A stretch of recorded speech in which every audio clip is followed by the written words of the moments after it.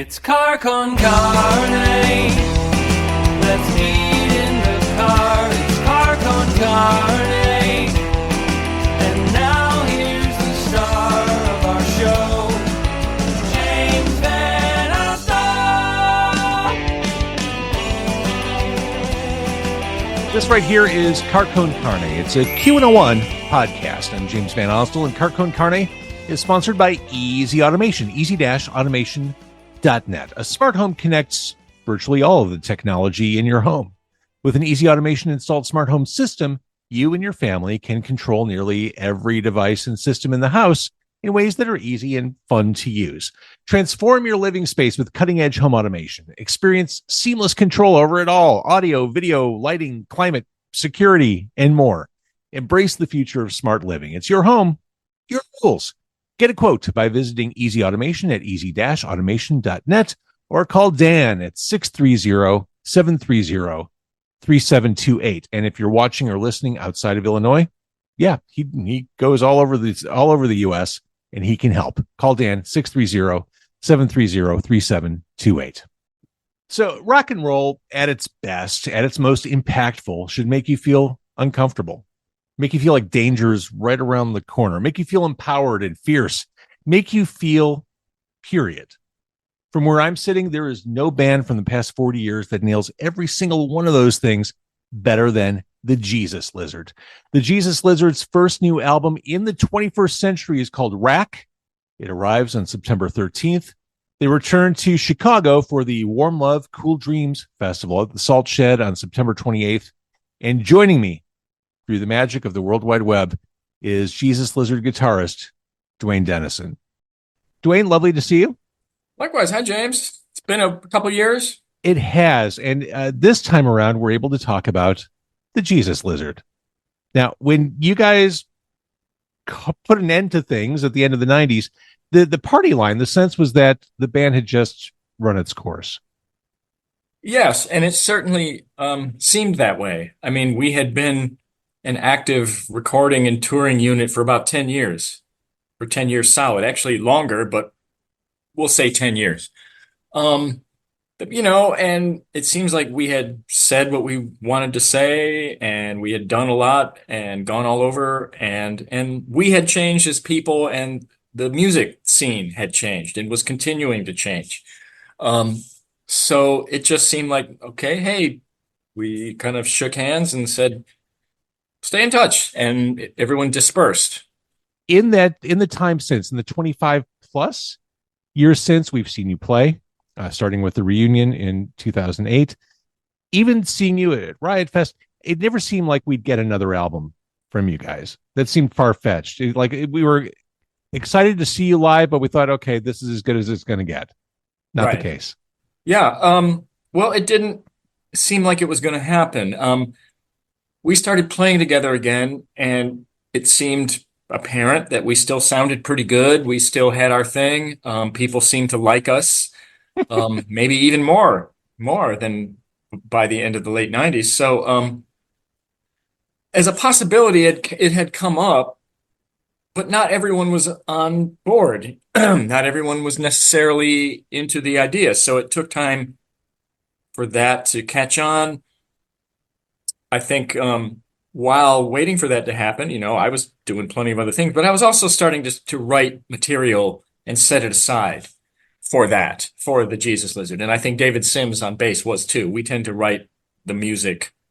So eventually we just started working on it and kept going. And then finally we got everybody together and said, okay, listen to this. Sounds pretty good, doesn't it? Let's do the fucking album. I do think bands sometimes just need to go away to be wanted, even more so in some cases than the first time around. They can't miss you if you never leave. That's it. That's a showbiz lesson for you kids. But I mean, back in the beginning, you arrived in Humboldt Park in Chicago, maybe $1 in your pocket. Yeah. No real clear path to success. These were the early 90s in Chicago. Could the Duane Denison of the early 90s have ever imagined that you'd still be talking about the Jesus Lizard well into the 21st century? Absolutely not. Absolutely not. Let alone putting out an album that people seem to be anticipating and doing interviews with people like yourself and others. The Guardian, the feature in the New York Times. On the other hand, there was a part of me, I have to admit, I always felt like something was going to happen. That's why, otherwise, I wouldn't have moved to Chicago and I wouldn't have worked at it so hard. I figured something was going to happen, but you never know what. I certainly didn't.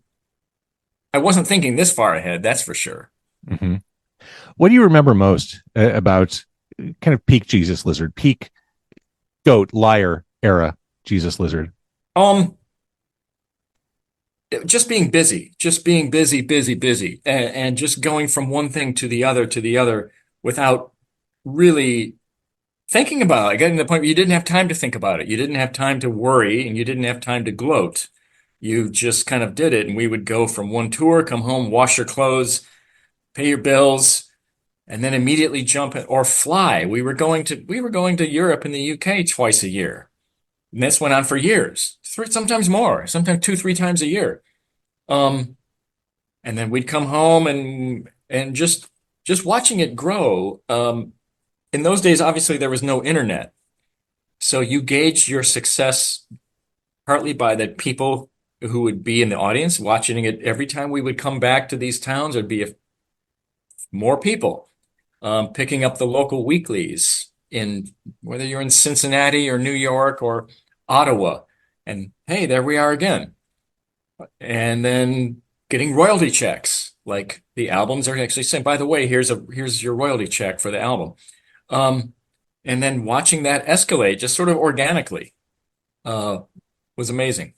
And to have that mythology built around you, that kind of word of mouth pre-internet is something special. And it for many people, it always goes back to the live show. And I said before you came on, rock and roll should have an element of danger to it, a feeling of edginess, and it should unnerve you in some way, shape, or form. The Jesus Lizard kind of does that in all the right ways. And I think for a live touring band, especially in an era of setlist.fm, it's hard for a band to surprise anyone anymore. I feel like the Jesus Lizard never lost that ability through the internet age. Well, maybe so. And our album, I think, will hopefully it has a couple of surprises in there too. There's some of it, there's similarities or references our past, and then there's some of things that don't. So to me, you always have to try something a little different, if only for yourselves. But at the same time, you can't lose sight of who you are and what you do, because otherwise, to me, it becomes kind of a contrived attempt to be different or weird. Like, to me, weird people don't try to be weird. They're trying to keep it together. And they're just naturally weird, you know? You would have thrown us for a loop if the new album had 2 words or multiple words in the title, but no, it's Rack, out in a couple of weeks.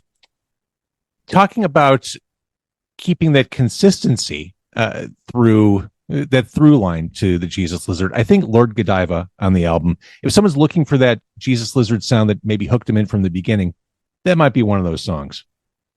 That one, exactly. And Falling Down. And because actually it's funny, James, we actually worked on those 2 songs in the late 90s. They actually date back to then. We just never finished them. And there are somewhere in a box of cassettes, there's a demo of them from that period.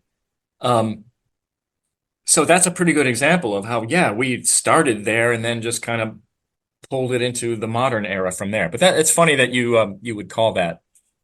Well, and lyrically, I mean, I love David Yow's lyrics, comically dark serial killer stuff. That one in particular, in particular, Lord Godiva is, I hope people don't take it the wrong way. No, it's storytelling. Some seconds after I kissed her, I crushed the skull of your sister. Her head popped like a blister. Those are turns of phrase right there. It's comedy, but of the bleakest sort. Of the Jesus Lizard sort, of the David Yow sort, for sure. Talking about taking chances or doing things differently, What If on the album feels like a bit of an outlier. Absolutely. Speaking of David, you have almost a spoken word. Yes, exactly that. And then the music is a lot more atmospheric and slow. Creepy. The guitar is mostly clean. It is absolutely kind of a detour. but I love it, and it's a nice think. I think in terms of albums, I don't know if you do. We're of a certain Yeah, age, but like I think of like the way album sequences go. Like it's a nice turn in the middle of the album. absolutely. And that's the intent. To me, an album should fit together. Those songs, that collection should fit together almost like a collection of short stories or a portfolio, an artist portfolio. They're getting ready for a gallery exhibit, so they're going to have different paintings or installations or whatever. Even though they're all different, there should be somehow some continuity or some way that they reference each other. You reemerged with Hide and Seek. It seemed like that was the appropriate song to reintroduce the band, and it's an appropriate song to kick off the album. Yeah, that one fell into place pretty quickly. The fellow who produced the album, Paul Allen, was involved with us in the demo stage on this stuff as well. Like he recorded the demos too, and so he had input every step of the way as well. And he made us. He's like, this has got to be your first single. This has got to be the lead off track. And there's actually a slightly longer intro before the vocals show up than we typically have of songs of this sort. And that was his idea as well. He's like, no, you've got to let that song set up for a minute before the vocals come in. And so all these little things, I think, help make that song more effective. And maybe it was a good one that grabs people. People who already like us hopefully aren't put off by it. And people who don't, who maybe haven't really listened to us before, maybe they get pulled in by it. For sure. And I love the way David Yow perverts certain pop culture expectations. I heard the train a coming, it was rolling around the bend. Thank you very much, dear Lord God, for the living end. Well, and he's quoting Johnny Cash, Right. which is never a bad idea. Right. Right. And so I live in Nashville and I have rockabilly friends who that's the part of the song they like. That's what they responded to. Of course. I mentioned the creepy undercurrent of What If. There's also a great sense of slow menace to Armistice Day. There's And tension, yeah, just waiting to blow on that. Yeah, well, then we good, got that great guitar soloing from you on there. yeah. Well, thank you. Yeah, I thought that was time to make a very lyrical statement in there that has a sort of this ascending tension kind of without being overly notey or techy.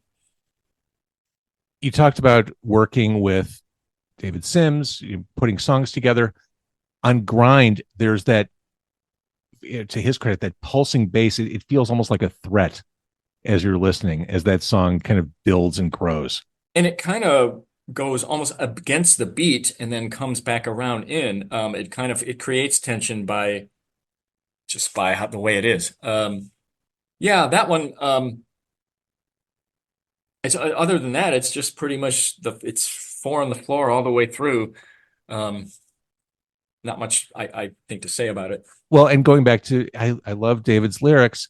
This is a great line. This crumbling house you barely built is entirely screwed. It's elegant in its own way. I think, yeah, I think in some ways he is a very underrated lyricist. I think he has a knack for summing things up, and stating things in a way that connect with people but aren't obvious. And I think that's his strength. Going back to songwriting, when you created these songs, what's the approach? Like, do you hear riffs in your head and do they turn into songs? Yeah. It all starts with the riff? It all starts with the riff or a beat. More often than not, the riff. The riff suggests the beat. Yeah. For me, I will literally be noodling around. I might have an idea in mind. The hardest thing is getting started when you don't have any new songs yet, when you're literally looking at a blank page because you have nothing to compare anything to. Once you've got a couple of things, you can see which way things are going. Like, okay, do we need a slow one now? Do we need a fast one now? Do we need a jumpy one? Is this too many in a row? Do we need like something with some odd timing, some sort of meter? There are definitely sort of decisions I make before I even start just to narrow down the parameters, because obviously writing a piece of music, the hardest thing is just deciding where to start. And so to me, putting limitations or putting a built-in verbal focus on what you're going to go for is a good way to start, even if you let go of it. Obviously, if so you noodle, and then I noodle around and improvise and come up with something that sounds good, repetitive. Well, if it sounds good in and of itself and takes on a life of its own that's different from what the preconception was, then you let go of the preconception. You go with whatever's hot. You go with the new idea and see where it takes you, right? I think it's the same thing writers do. Sure. You'll have a plot, you'll have your dialogue, you'll have your character development. But if you get fired up about something and it starts going somewhere, well, you go with that. You leave the other stuff behind and see where the new thing goes. And then you can always go back and revise and edit, which we do a lot. Listening to you talk about riffs, I hadn't intended to go here, but one of the riffs you created that has stuck in my head for literal decades is Glamourous. That song will always be a favorite of mine. While it's top of mind, can you talk a little bit about where that one came from? I don't remember exactly. I honestly, but at that time we were starting to take off and we were finding ourselves playing bigger and bigger places. And I noticed that when you're playing bigger and bigger places, there's a reason bands like AC/DC and whatever sound the way they do. Um, to a certain extent, that architecture, it doesn't dictate what you do, but it sure influences the way it sounds. So if you're doing something that's busy and fidgety and has all these tricky chimings, that stuff can get lost in a big room. So I think I was consciously thinking about big rooms and festivals and something that was big and solid and wasn't fancy, but still has some zigzaggy Yeah. contours and has a lot of space. Like there's a lot of space between the events, especially in the beginning. And then as it picks up, it picks up and gets busier and more solid, and then it thins out again. So it was wanting to make a big, heavy statement, but leave space for the listener's imagination to participate. But I swear I wasn't thinking about all that at the time. It really was just some big, dumb rock riffs with to And play in big places. big dumb rock riffs tend to speak to me. They speak to everyone, really. Yeah. Jumping back into the album, Motor. No one really thinks of the Jesus Lizard per se as a singles band, but Right. this makes sense as a single. This, especially in hide and seek, well, to me, anything that's fast, upbeat, anything faster and is fairly stripped down. Like this song has what, three parts total. It's got a verse, a chorus, and then that intro, which also shows up in the middle as a break. There's a guitar break, solo, we'll call it, but what happens with the verse? So that's kind of what singles are. They're grabby and simple, but on the other hand, this one has a lot of momentum and drive to it. The name Moto R, well, it's not Motorhead, but it's not Radiohead either. So that's what that's all about. But yeah, and David's lyrics were very just off the top of his head. Literally, it's like I think we even said, David, can you get some lyrics done for this? We've been playing around for weeks on this and nothing. Is all right, all right. And he just threw those out.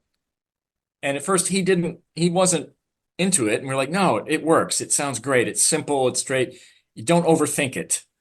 Let's not overthink everything here. Just that works. Let's go with that. I get the sense that maybe you're not someone who tends to look back. You're more of a forward thinking person. Have you thought at all, or has this given you the opportunity to think back about the catalog? No, not in the sense lately I have, just because we're getting ready to play some shows, so I've had to brush up on those songs. So, there's that. Otherwise, I don't listen to them. Um, keep in mind, James, by the time between rehearsals and recording sessions and gigs and sound checks, I've played some of those songs 2,000 and 3,000 times. Right. Um, I don't need to think about them anymore. They have a life of their own. Um, but for me, I think in relative to what you're asking, I kind of feel like this album, this is turning into maybe my favorite Jesus Lizard album, as far as when I think of like the percentage of songs that I like versus the percentage of songs that I don't like as much. This is as strong as any of the others and maybe stronger. Maybe I appreciate it more, maybe because it's been a while since we've done anything, and so it means more to me. Obviously, I've done lots of other stuff with other groups between then and now, like whether it was Tomahawk or playing as a sideman with various people. But this is the first Jesus Lizard thing in whatever 26 years. Back in those days, we were putting them out almost every year. Yeah. And so we were on tour working on new songs at sound checks or in the hotel rooms, whatever. I didn't have time to think about it. And then I did, and I didn't want to think about it. And so I try not to overthink that. These songs are out there. They've been repackaged. There's been videos. There's collections. If people still like them, that's wonderful. I still like them. But it's like, it's a different world. I'm a different person. It's time to, like you said, it's time to move on. Totally get it. When you started the recording process for Rack, was it clunky at all? Like you kind of finding your sea legs again as a group, or was it just one of those, we're in it again, we're the Jesus Lizard, here we go? Exactly. It really was. And we had been playing shows. We did that original run in 2009, went around the world. And then we've gotten together a few times since then, 2017, 2018, 2019. And so we had played together, and then we started doing demos. And demo is we would rent a big rehearsal space, and the producer Paul brought a mobile recording unit. So it was like being in the studio, but not nearly as expensive. And we had more time, and it was almost like studio situation again. You're playing, but we played live. We play all in the room at the same time. So, when we went for keeps into the studio to actually make the album, by that time we were ready. And we had a certain amount of time to try to get things done. So in those situations, honestly, the pressure is mostly on the drummer. For a band like us, and for a rock band that's not using drum machines, or you're not on a grid, on a computer grid, and trying to tie everything down to a clock or a computer. The drums, you're going for good drum takes. And once you've got that for that particular song, you move to the next song because now you can build on that. Sometimes it's good to get a complete take where everyone is happy with what they did. And a lot of a lot of these are keepers from the take, once we found a drum take, we kept that. We would listen back and I'm like, no, I might need to fix one little thing here and there, but so anyway, Mac was ready and he was done in 3 days. And we did, well, I shouldn't give it away, but there's more than what's here.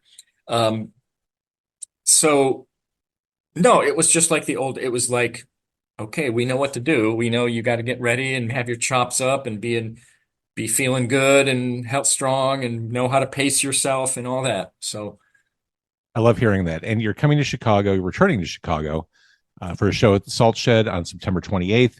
You have dates through the beginning of 2025, which leads to the obvious question. Is this, again, an ongoing concern? Is the Jesus Lizard? I don't know. Too early to say? I don't know about that. Yeah. But I mean, you are riding this for a while, and that's awesome news for all of us. Yeah, we'll see. We'll see. It seems like people are keen, and we're looking forward to playing. So there's no telling. You never know. This is the whole history of this band. I never knew. Right.